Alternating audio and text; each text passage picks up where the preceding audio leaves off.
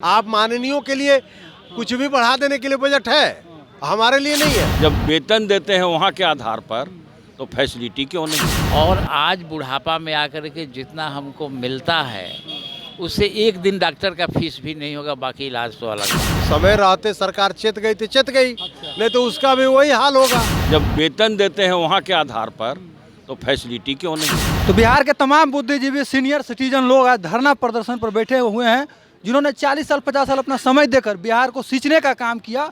उनको आज अपने पेंशन के मांग के लिए धरना देना पड़ रहा है। क्या है मांग पूरा हम जानेंगे बुद्धिजीवी से, जो बुजुर्ग लोग आए हुए हैं। क्या है पूरा मामला, किस लिए धरना प्रदर्शन पर बैठे हैं, बताइए। क्या नाम है सर आपका? मेरा नाम है राधे मोहन शर्मा। कहाँ के हैं रहने वाले? रहने वाले पटने के हैं। क्या है मांग? 12 सूत्रीय मांग है जी। जो मांग आपको कॉपी भी दी गई होगी, यही 12 सूत्रीय मांग है। सबसे बड़ी मांग है कि देखिए, हम लोग को वेतन जो मिलता है, केंद्र को जो वेतन मिलता है वही बिहार सरकार के एम्प्लॉयज को मिलता है, लेकिन केंद्र में जो हेल्थ फैसिलिटी है वो हम लोग को नहीं मिलता है।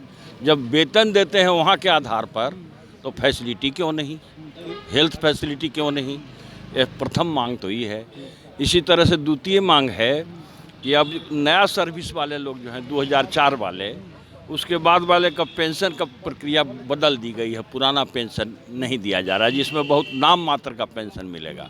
शॉर्ट में मैं बता दूं कि हम लोग का मांग वही है कि पुराना पेंशन लागू किया जाए। क्या था पुराना पेंशन? पुराना पेंशन क्या था बने? पुराना पेंशन मतलब क्या? पुराना पेंशन मांग? पुराना पेंशन था, वेतन फिक्सेशन होता था, जितना वेतन रहता था उसके हाफ पर फिक्सेशन होता था, अकॉर्डिंगली डीए दे करके जोड़ करके किया जाता था।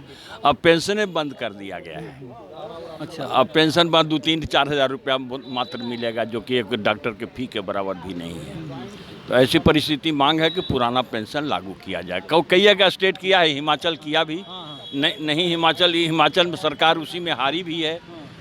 ताकि बचा हुआ जो समय 2, 4, 10, 15 साल आप लोग का है, उसमें रोटी कपड़ा है ना, बढ़िया से चल सकता है। जी, है ना? सबसे बड़ी बात है कि सरकार हम अपने आजीवन राष्ट्र के विकास में लगाए, सरकार को चलाने में लगाए, और उसके लिए बिल्कुल व्यवस्था थी कि कैसे वेतन फिक्स किया जाएगा, कैसे पेंशन फिक्स किया जाएगा, उसके आधार पर पेंशन दिया जाता था। समय समय पर उसमें सुधार की आवश्यकता होती है, लेकिन अभी जो आया एक बार एक पूरा पेंशन समाप्त कर दिया गया। दूसरी बात, जैसा कि अभी आपने सुना कि ओल्ड एज में आने पर दवा की ज़्यादा ज़रूरत पड़ती है, और आज बुढ़ापा में आकर के जितना हमको मिलता है उससे एक दिन डॉक्टर का फीस भी नहीं होगा, बाकी इलाज तो अलग बात है। बाकी कपड़ा खाना पीना तो अलग चीज़ है। वो अलग का चीज़ है। एक प्रॉब्लम तो ये है। दूसरा है कि जीवन भर हम लोग काम किए सरकार के लिए, देश के लिए। होता है कि जब हम बूढ़ा हो जाएंगे तो थोड़ा घूम फिर लेंगे।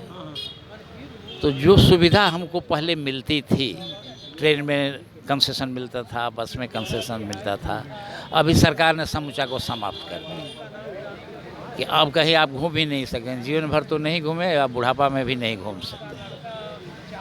तीसरी बात है, कोविड के समय में हम लोग की सहमति से हैं कि डीए का जो भी किस्त था वो 2 साल का हम लोगों ने नहीं लिया। सरकार ने आह्वान किया था कि जैसे हमारी स्थिति, वित्तीय स्थिति अच्छी हो जाएगी, हम इसको दे देंगे। अब तो सरकार क्लेम कर रही है कि हमारी वित्तीय स्थिति अच्छी हो गई है, तो उसको लौटा देना चाहिए। तो और लोग हैं। क्या नाम हुआ सर आपका? जी, ब्रज किशोर प्रसाद यादव नाम। कब तक धरना चलेगा? आज 1 दिवसीय धरना है। हाँ, क्या लगता है एक दिन में आपका हो जाएगा काम जो मांग कर रहे नहीं हैं? लगना नहीं तो अभी सिंबॉलिक हम लोग भारत सरकार को दे रहे हैं, सिग्नल दे रहे हैं कि अगर समय रहते सरकार चेत गई तो चेत गई, नहीं तो उसका भी वही हाल होगा जो अन्य जो स्टेट में हो रहा है। इसलिए हमारी मांगों पर सहानुभूति पूर्वक जो है विचार करें, क्योंकि यह सिर्फ जो है वो बिहार में नहीं हो रहा है, ये पूरे देश में के हर राज्य के हर जिला में आज कार्यक्रम हो रहा है ना।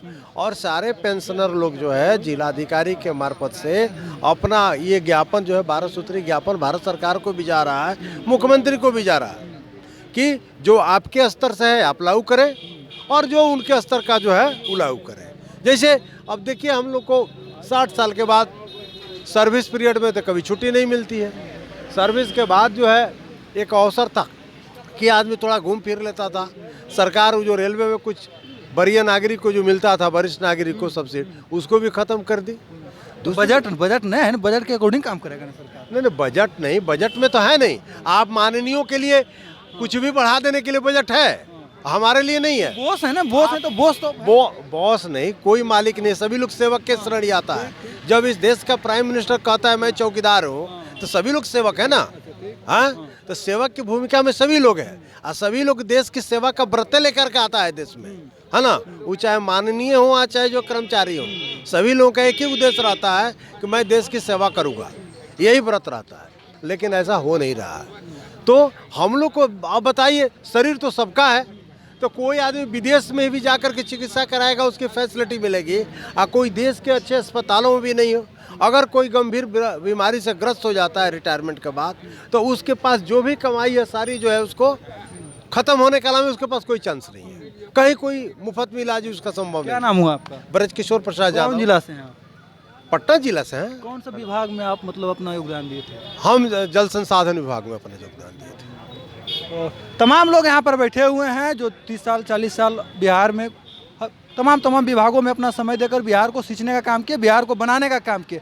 जब समय आया 5-10 साल इनका उम्र बचा हुआ है जीने का, उसमें इनका रोटी कपड़ा और घूमने फिरने का जो बोल रहे हैं, चिकित्सक का व्यवस्था जो है उनके लिए एक सुनिश्चित बोल रहे हैं कि राशि मिले, ताकि हम लोग 10-20 साल जो जिंदगी बचा हुआ है उसको ढंग से जी पाएँ। एक दिवसीय धरना है, सिग्नल दे रहे हैं सरकार को, मैसेज दे रहे हैं कि भाई देखिए आप सचेत हो जाइए और हमारे प्रति ध्यान दीजिए, नहीं तो आगे और धरना प्रदर्शन करेंगे और तरीका से हम लोग विरोध करेंगे। बाकी आप देख रहे हैं मघी आवाज़, मैं सन्नू, धन्यवाद।